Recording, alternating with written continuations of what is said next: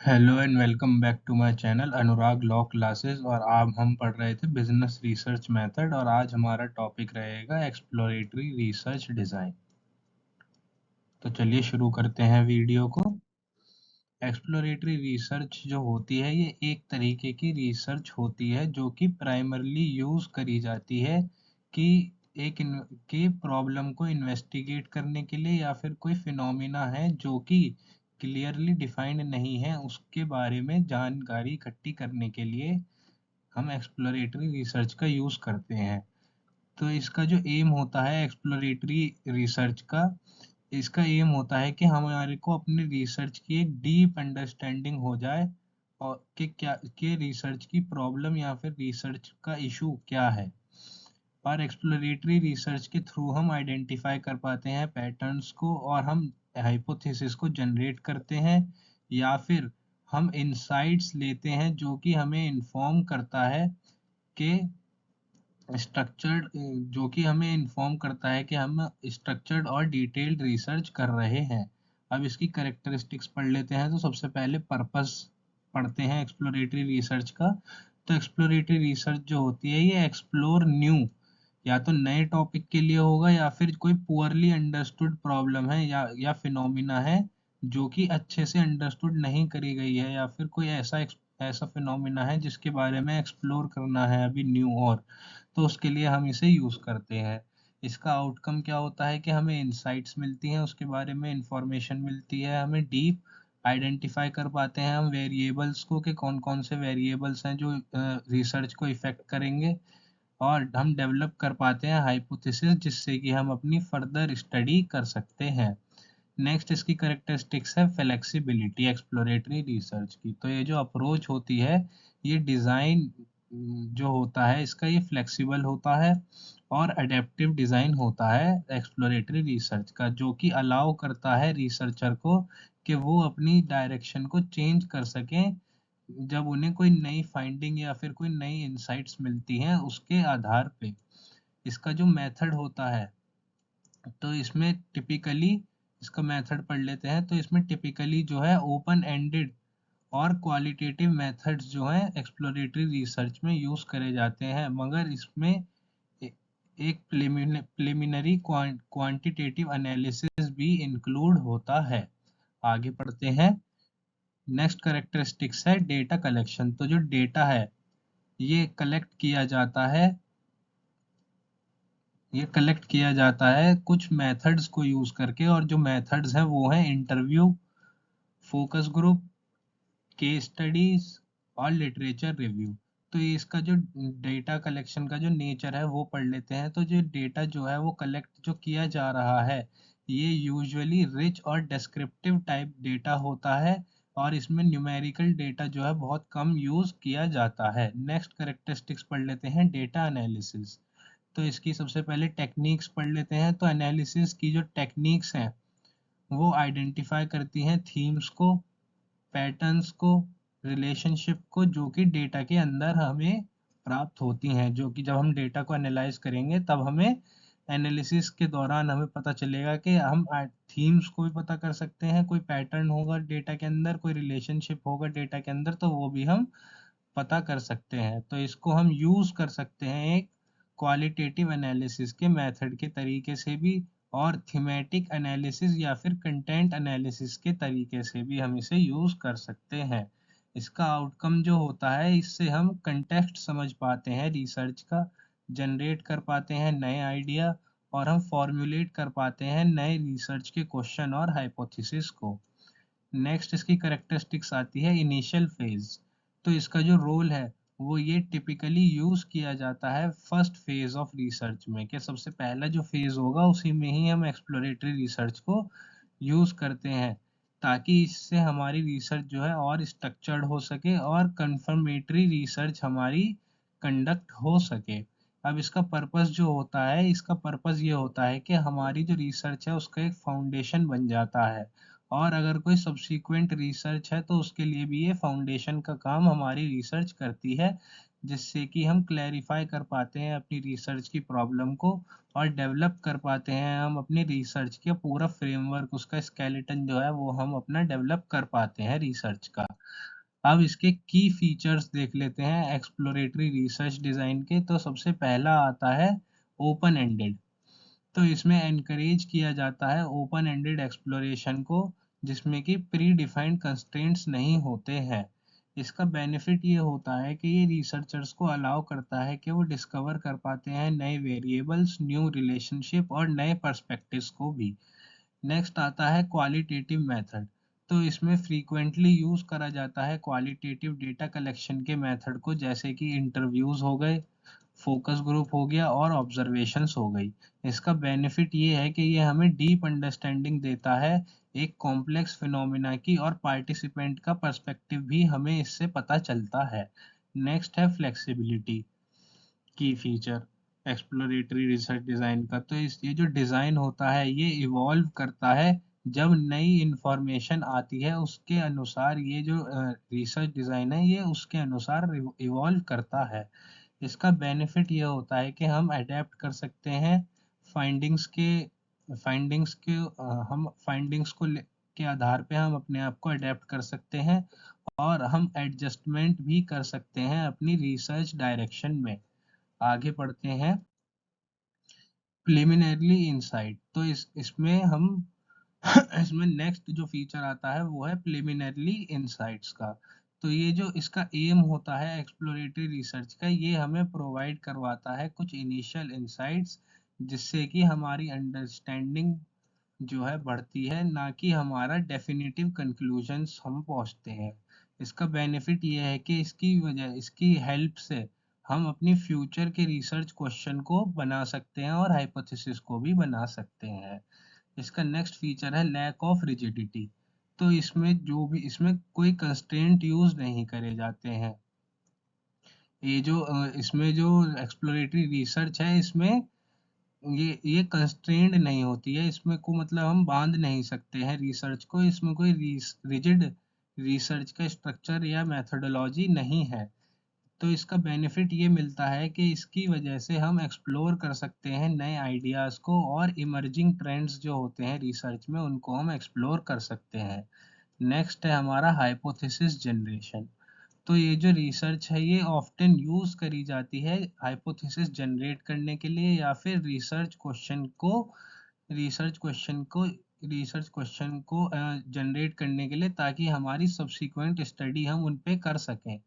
इसका बेनिफिट ये होता है कि ये हमें एक बेसिस प्रोवाइड करती है, जिससे कि हम और ज़्यादा फोकस्ड और स्ट्रक्चर्ड रिसर्च बना सकते हैं।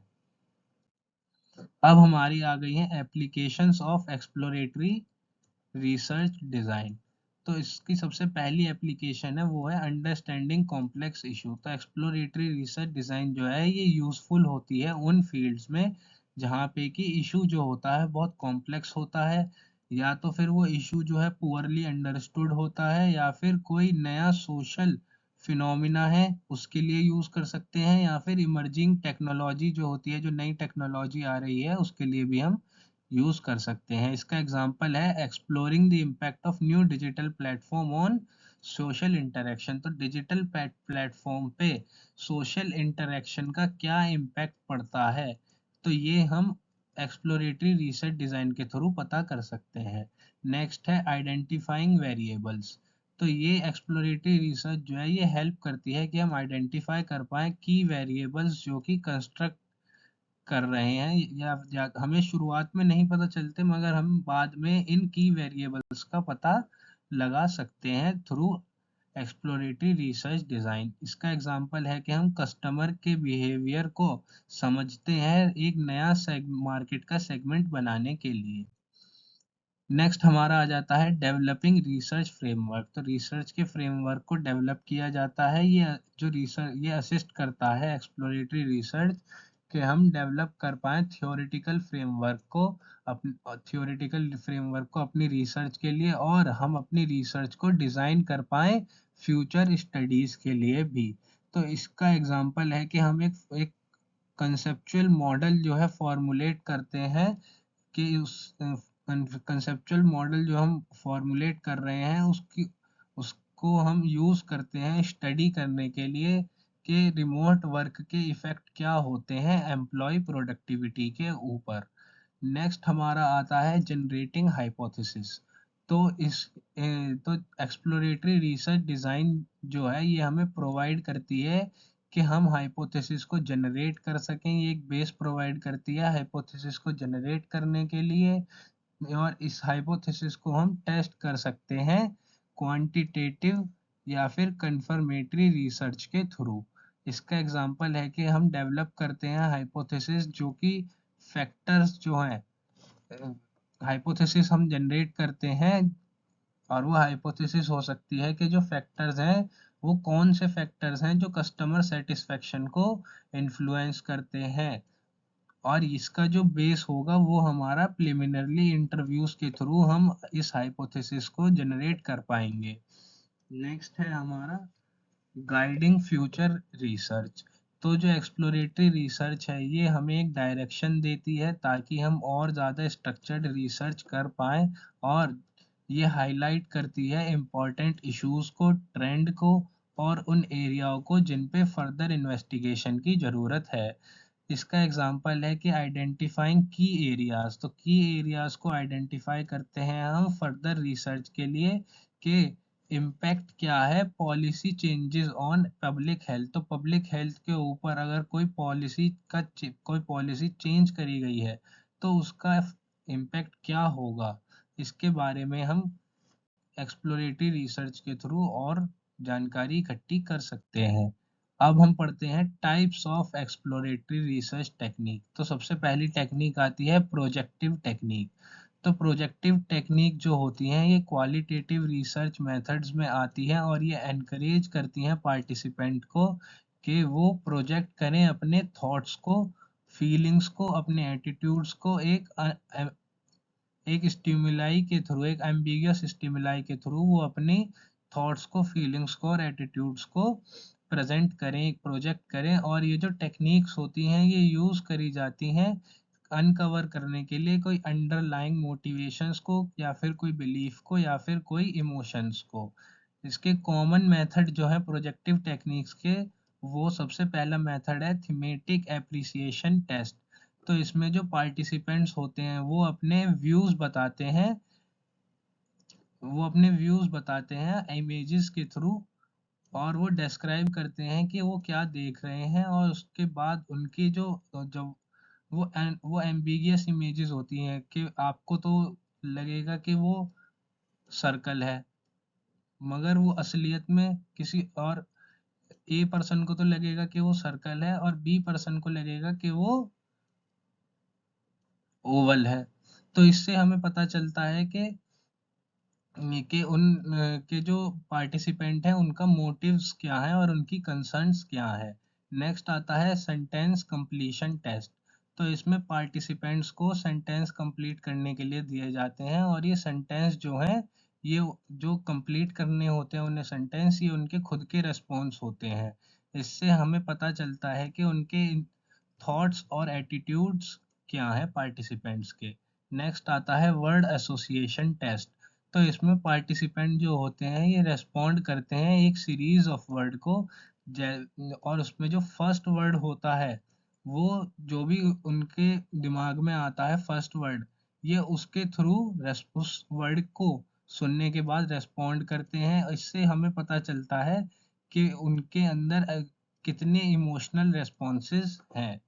आगे पढ़ते हैं, इसकी एडवांटेजेस देख लेते हैं। तो ये अनकवर करता है हिडन इनसाइट्स को, ये रिवील करता है पार्टिसिपेंट्स की डीपर इमोशंस को और उनकी सबकॉन्शियस एटीट्यूड्स को, जो कि शुरुआत में डायरेक्टली एक्सेसिबल नहीं थे। अगर हम उनसे डायरेक्ट क्वेश्चन पूछते तब ये हम उनके इमोशन या उनके सबकॉन्शियस एटीट्यूड के बारे में नहीं जान पाते अगर हम पार्टिसिपेंट से डायरेक्ट क्वेश्चन पूछते तो।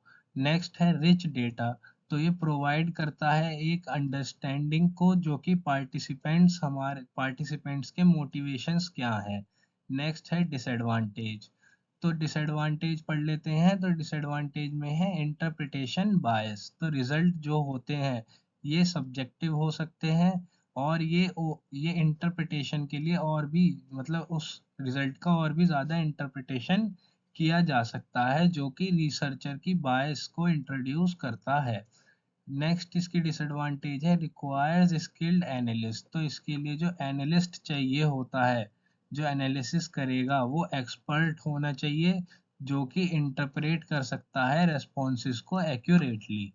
आगे पढ़ते हैं डेप्थ इंटरव्यू। तो सेकंड टेक्निक आती है डेप्थ इंटरव्यू। तो डेप्थ इंटरव्यू जो होते हैं ये वन ऑन वन कन्वर्सेशन होती है रिसर्चर और पार्टिसिपेंट के बीच में, जो कि डिज़ाइन करी जाती हैं कि पार्टिसिपेंट्स के पर्सपेक्टिव को, एक्सपीरियंस को और मोटिवेशन को डिटेल्स में और एक्सप्लोर कर सकें। इसकी करेक्टरिस्टिक्स है कि ये इन डेप्थ एक्सप्लोरेशन इसमें मिलता है। तो इसमें फोकस होता है कि हम गेन कर सकें एक डीप अंडरस्टैंडिंग को, जो कि पार्टिसिपेंट्स के थॉट्स, फीलिंग या फिर एक्सपीरियंस से हमें पता चलते हैं। नेक्स्ट है फ्लेक्सिबल स्ट्रक्चर। जो इंटरव्यू होते हैं ये ज़्यादातर टाइम सेमी स्ट्रक्चर्ड होते हैं या फिर अनस्ट्रक्चर्ड होते हैं। तो जिसकी वजह से हम ओपन एंडेड रेस्पॉन्स या फिर प्रोबिंग हमें मिलती है। नेक्स्ट है एडवांटेजेस। तो एडवांटेज में पहली एडवांटेज है डिटेल्ड इंसाइट। तो जो एक्सप्लोरेटरी रिसर्च है, जो डेप्थ इंटरव्यू है, ये हमें प्रोवाइड करते हैं एक कॉम्प्रिहेंसिव इंफॉर्मेशन पार्टिसिपेंट के पर्सनल एक्सपीरियंस और व्यू पॉइंट्स के थ्रू। और इसकी सेकंड एडवांटेज है फ्लेक्सिबिलिटी। तो ये अलाउ करती है एक्सप्लोरेशन को कि हम कॉम्प्लेक्स टॉपिक या फिर हम क्वेश्चन को अडेप्ट कर सकें रिस्पॉन्सेज के आधार पे। इसकी डिसएडवांटेजेस पढ़ लेते हैं। तो सबसे पहले डिसएडवांटेज है टाइम कंज्यूमिंग।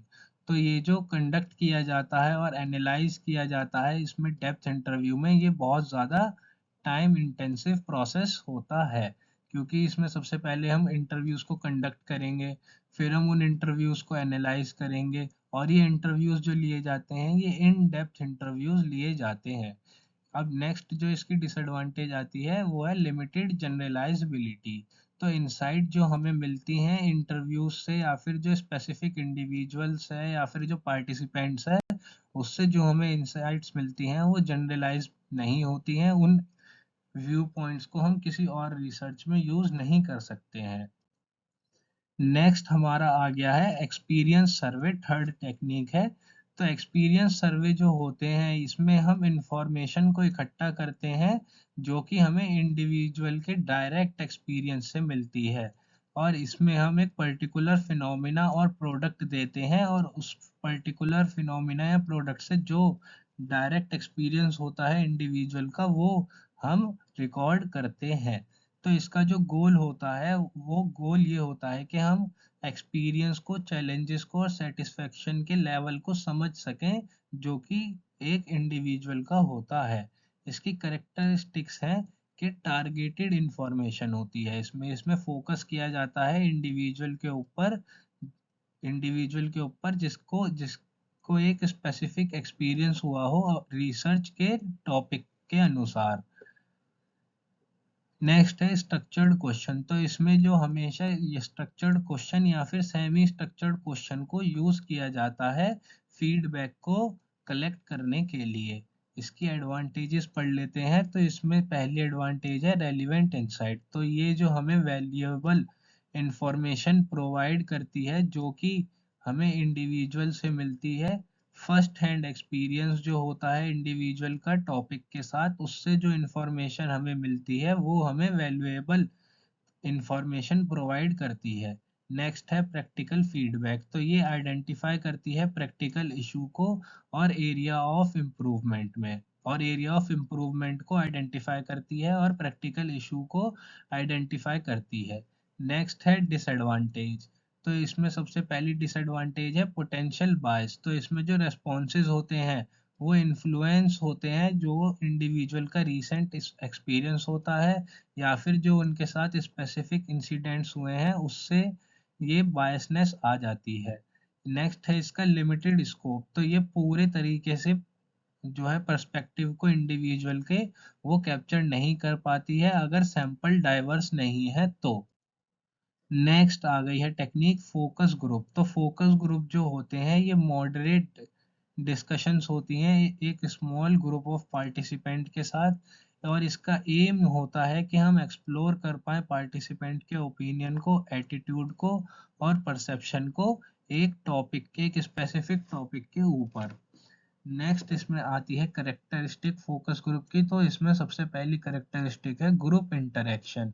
तो पार्टिसिपेंट जो होते हैं ये इंटरेक्ट करते हैं एक दूसरे के साथ, जो कि इसकी वजह से डाइवर्स व्यू पॉइंट्स मिलते हैं और ग्रुप डायनेमिक्स हमें पता चलती है। नेक्स्ट है मॉडरेशन। तो फैसिलिटेटर जो होता है वो गाइड करता है डिस्कशन को और इंश्योर करता है कि जो रेलिवेंट टॉपिक हैं वो सब कवर किए जाएं पार्टिसिपेंट्स के थ्रू, और सब पार्टिसिपेंट्स को कंट्रीब्यूट करने का चांस मिले। नेक्स्ट एडवांटेज पढ़ लेते हैं। तो सबसे पहली एडवांटेज है रिच डिस्कशन। तो इसमें जो इन डेप्थ डिस्कशन होता है ये हमें फैसिलिटेट करता है कि हम मल्टीपल पर्सपेक्टिव को एक्सप्लोर कर सकें पार्टिसिपेंट्स के।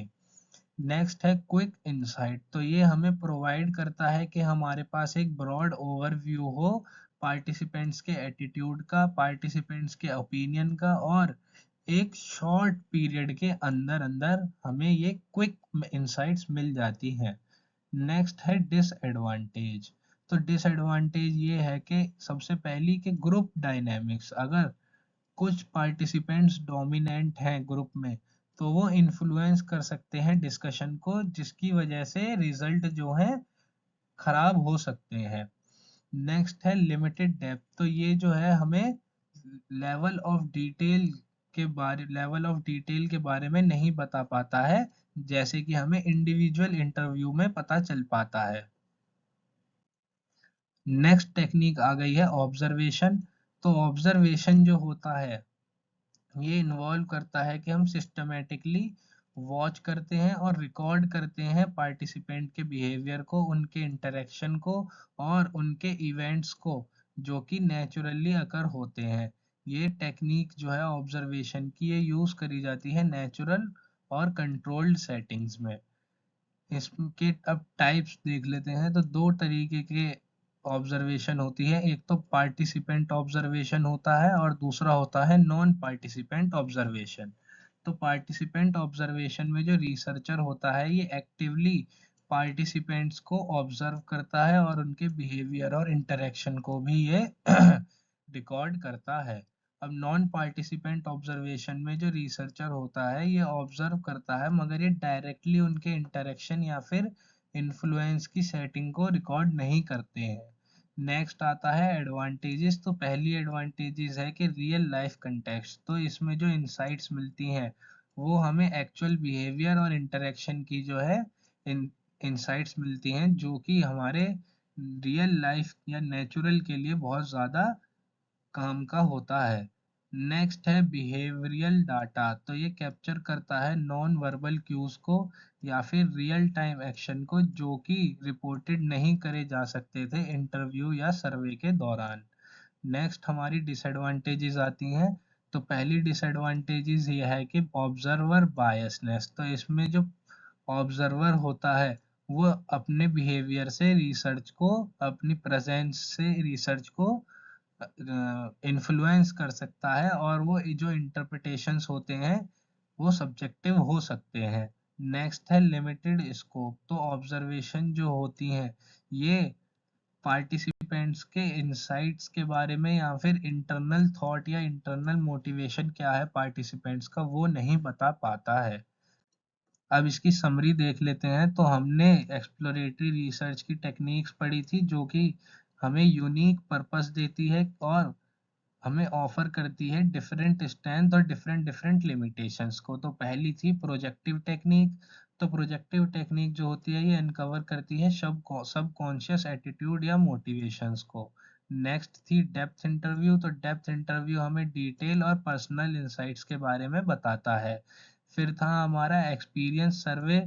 एक्सपीरियंस सर्वे से हम प्रैक्टिकल फीडबैक को गैदर कर सकते हैं इंडिविजुअल के स्पेसिफिक एक्सपीरियंस के ऊपर। फिर हमारा था फोकस ग्रुप।